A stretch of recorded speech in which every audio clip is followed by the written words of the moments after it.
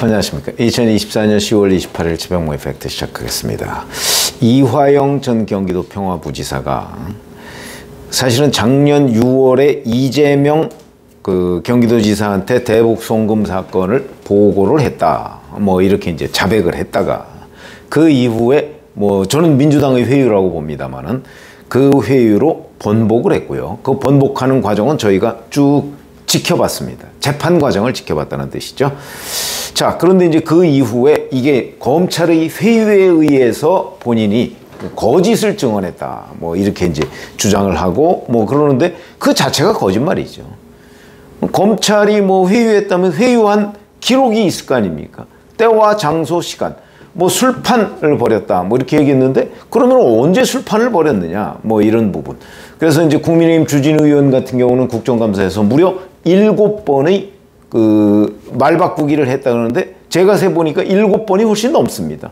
아주 간단한 것까지 다 따지면 예를 들어서 술판 의혹을 제기하면서 처음에는 본인이 뭐 벌겋게 뭐 술을 먹었다고 했는데 나중에는 입에 대지도 않았다고 얘기했습니다. 이런 아주 사소한 것까지 다 따지면 그 말 바꾸기는 어마어마하게 많다. 7번 수준에 그치지 않는다. 근데 이런 것들도 다 거짓말인데 이건 이제 본인에 대한 방어니까 자기 방어권 이래서 이제 법정에서 그런 얘기를 하더라도 뭐 위증죄로 처벌받지는 않습니다. 자기 방어다 이런 거죠. 그런데 이제 문제는 오늘 이 재판이 있었습니다. 그 경기도 평화부지사를 이화영 씨가 할 때 그 밑에서 경기도 평화협력국장을 했다는 사람이 있습니다. 이화영의 성균관대 후배입니다. 신명섭. 이 사람의 위증 혐의 첫 재판이 있었습니다. 혐의가 뭐냐면 작년 2월에 이화영 재판에 나와서 증인으로 나와서 2019년 1월 17일 중국 선양에서 뭐 이화영, 김성태, 북한의 송명철 뭐 이런 사람들 안부수, 아태엽 회장 이런 사람들이 쭉 모였던 사진 그거 기억하시죠? 그 사진이 있는 것처럼 거기서 북한과 쌍방울 그룹 간의 협약식이 있었고요. 그 다음에 만찬까지 있었습니다. 이 만찬에 자기는 참석하지 않았다 이렇게 얘기를 한 겁니다. 참석하지 않았다. 그리고 그 자리에 참석하고 뭐 그랬던 김성태 전 쌍방울그룹 회장이 쌍방울그룹의 실사주 오너인지 몰랐다. 이게 위증이라는 겁니다. 이게 위증이라는 거다. 해서 이제 기소가 됐는데 그럼 팩트는 뭐냐? 우선 2019년 1월 17일에 있었던 이 협약식은요. 김성태 전 쌍방울그룹 회장이 처음부터 끝까지 협약식과 만찬까지 거의 동영상을 돌리듯이 증언을 했습니다. 제가 오래전에 한번 유튜브를 해드린 적이 있죠. 기억력이 아주 김성태 전 회장이 비상하더라. 그날 아침부터 협약식을 해서 협약식에서 북한 송명철로부터 이화영에 관해서 어떤 항의를 받았고 그걸 본인이 무마하느냐고 어떠한 뭐 얘기를 했고 그 다음에 겨우겨우 만찬 자리를 잡아서 송명철과 이화영을 화해시켰고 아주 분명하게. 그런데 사진까지 있다. 협약식은 물론이고 만찬 사진까지 있습니다. 자, 이렇게 돼 있는데 근데 신명섭 씨도 그 자리에 참석을 했는데 그 뭐 몇 명 안 됩니다. 사진 보신 분들은 아시겠지만 그런데 김성태 또 거기 참석을 했고 근데 김성태가 자기는 참석 안 했다. 우선 사진에 나왔는데 그 다음에 그 자리에 참석한 사람이 김성태 전 쌍방울그룹 회장인데 이 사람이 쌍방울그룹의 실사주인지 몰랐다. 요 두 가지는 거짓말이다 이런 얘기거든요. 그리고 이 사람이 그 중국 선양으로 갈 때요. 신명섭 국장이 김성태 전 회장의 비행기 옆자리에 앉아서 갔다고 합니다. 그런데도 몰랐다 또는 본 적이 없다고까지 얘기를 했습니다. 본 적이 없다. 그게 이제 본 적이 없다는 거는 이런 겁니다. 판사가 뭐라고 얘기했냐면 당시 작년 2월 재판에서 검찰이 물어본 거는 본 적이 없냐 이런 거였는데 피고인이 이 신명섭 씨가 네 없습니다로 이렇게 돼 있다. 그러니까 옆자리에 앉은 사람이 누구인지 몰랐으면 그 사람을 본 적이 없다고 해석할 수도 있다. 해석은 보는 사람의 관점에 따라 다른 것 같다. 이렇게 그냥 판사가 정리하고 넘어갔는데, 같은 행사에 참석하기 위해서 김성태와 신명섭이 같은 비행기를 타고 간 거거든요. 근데 그걸 본 적이 없다. 이렇게 얘기를 한 겁니다.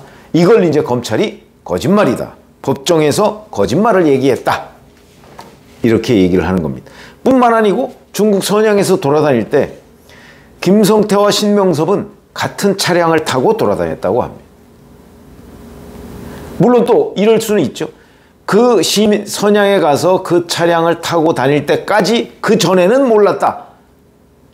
근데 얘기가 안 되는 것이, 만찬, 협약식 국내에서부터 같이 갔는데 이런 겁니다. 그러니까 이건 명백한 위증, 이거 재판 굳이 할 이유까지 있나 싶은 생각도 드는데, 근데 이 신명섭 씨는 이거 말고 다른 사건으로도 재판을 받고 있거든요. 그래서 아마 오늘 이제 변호인들이 그 다른 사건에 대한 재판이 끝날 즈음에 이것도 판결해 달라 그러니까 판사가 그건 받아들였는데, 어찌됐든 오래 끌 생각이 없다. 오래 끌 이유도 없죠. 이렇게 해서 이제 이거는 거의 우의증임이 명확해지는 것으로 보이고, 왜 제가 우의증 덩어리라고 했냐면, 또 이화영 주변에서 우의증으로 기소된 사람이 있습니다. 수행비서였던 문모 씨라는 사람인데, 이 사람의 혐의는, 이 사람도 재판에 나와서 우의증한 혐의죠.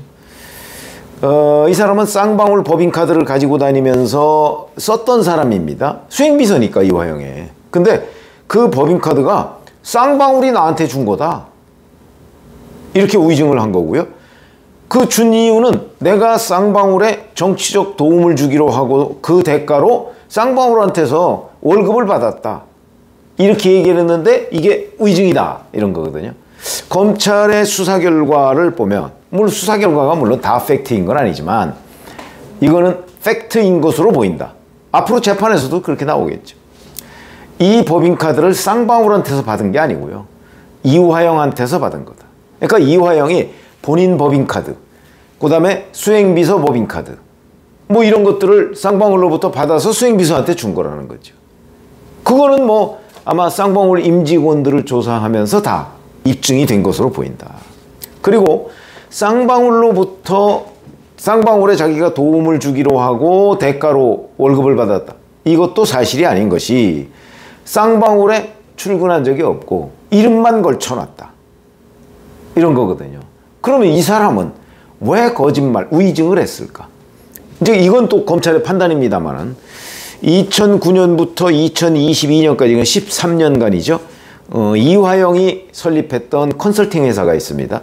이 컨설팅 회사에 이 문모 씨라는 사람도 허위로 직원으로 그 이름을 올려놓고 봉급을 받았습니다. 이런 사적인 관계, 그러니까 경제적 의존 관계 때문에 이화영을 위해서 우의증을 해준 것으로 검찰은 이렇게 판단하고 있습니다. 자, 또 하나의 우의증 덩어리가 있습니다. 바로 이화영의 운전기사 진모 씨라는 사람이 있는데, 이 사람도 똑같이 재판에 나와서 또 우의증을 해준 겁니다. 자기는 이화영의 운전기사로 일한 적이 없다. 이렇게 우의증을 한 거거든요. 근데 검찰에서 확인해 봤더니 2007년부터 2008년까지 당시 국회의원이었던 이화영 의원의 수행비서를 했습니다. 수행비서. 이것도 아마 운전기사였던 것으로 보입니다. 이거는 명확하게 공무원 명부에 등재가 돼 있는 거니까요. 그 다음에 2018년 8월부터 2022년 9월까지 한 레미콘 업체 직원으로 또 이름이 올라서 거기서 봉급을 받았는데 그것도 이름만 올려놓은 상태였다. 그러니까 그것도 이화영이 이 사람 좀 봉급 줘라 라고 얘기해서 이름만 올려놓고 거기서 봉급을 받았다. 바로 이런 경제적 의존 관계 때문에 또 이화영을 위해서 우의증을 한 것이다. 이렇게 이제 지금 검찰이 파악하고 있는 거죠. 자, 이화영, 이 사람들이 왜 우의증을 했을까? 그럼 이화영 전 부지사가 받고 있는 뇌물, 정치자금법 위반, 대북송금 이런 부분에 혐의를 조금이라도 벗어나게 하기 위해서 이제 아마 과거의 관계 이런 것들을 고려해서 법정에 가서 위증을 한 것으로 보이는데, 이 사람들의 위증이 과연 자발적일까? 저는 그렇게 보지 않습니다. 저는 이 부분도 수사를 해야 된다고 봅니다. 이화영 전 부지사가 시키지 않았느냐? 이재명 대표가 그 김진성 씨에 대해서 이렇게 해달라라고 얘기했던 위증교사와 유사하게 이화영이 바로 본인의 성균관대 후배인 신명섭 전 경기도 평화협력국장하고 자기의 운전기사였던 사람하고 자기의 수행비서였던 사람한테 나를 위해서 이렇게 위증을 좀 해주면 내가 도움이 되겠다 라고 해서 위증을 시킨 것 아니냐. 이화영도 위증교사 혐의가 있다고 저는 봅니다. 이 사람들이 거기서 위증을 했을 경우에 어떤 처벌을 받는지 분명하게 알고 있고, 당시 판사도 분명히 경고를 했거든요. 위증 부분에 관해서. 그런데도 여전히 계속 밀고 나가고, 심지어는 신명섭이라는 사람은 참석한 사진을 보여줬는데도 계속해서 몰랐다고 잡아떼고, 이런 것들을 보면 이것도 이화영의 위증교사가 있었던 것 아니냐. 이 부분에 대한 검찰의 추가 수사도 불가피하다. 이렇게 보고, 자, 오늘은 어차피 이화영 재판은 이러이러한 여러 가지의 위증이 있었음에도 불구하고 9년 6개월이라는 1심 중형이 나왔고요. 2심은 오늘 28일이죠? 며칠 뒤죠? 31일에 결심을 하고요. 아마 이렇게 되면 11월 말이나 12월 초쯤에 2심 선고가 나오고, 아마 내년 한 3, 4월쯤에 확정 선고가 나올 가능성이 있다. 이런 수많은 위증 덩어리에도 불구하고 이화영은 확정적으로 중형이 선고될 것으로 보인다. 이렇게 말씀을 드릴 수가 있겠습니다. 고맙습니다.